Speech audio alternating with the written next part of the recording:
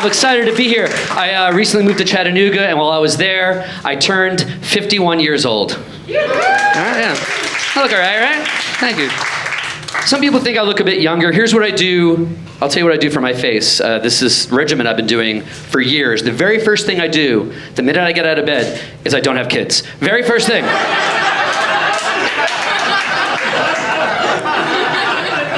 You got to do it every day. One day, one kid, your face is fucked. When you turn 51, you start traveling with some pretty embarrassing things.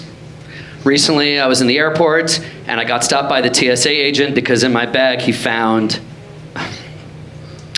my apricot facial scrub. Yes, it was St. Ives. Yes, yes, yes. St. Ives, the patron saint of pimples. We all know her. Yes, yes, yes. And I was begging him to let me have it, and he's like, no, you can't keep it. I'm like, what do you think I'm going to do, exfoliate the plane to death? Let me have my scrub. And he's like, I can't. And I was begging him and begging him. He's like, sir, you're acting like a child. How old are you? I'm like, I'm 51. He's like, you don't look 51. I'm like, because you use the scrub. Now I'm scrubless. Anybody else here been through the 70s? No? Yeah. The 1970s. Yes. I want to make sure there's nobody here from the future, all right?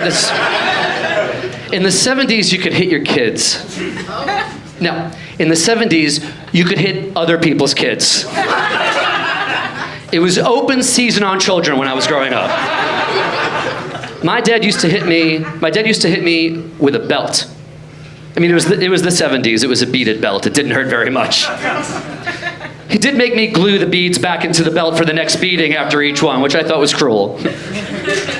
But later on in life, he was on his deathbed, and I flew down to Florida to say goodbye to him, and he apologized for everything. And of course, I forgave him, and I wound up thanking him, and he thanked me.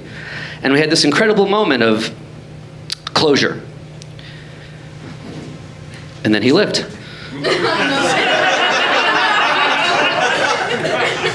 He made a complete recovery. Yeah.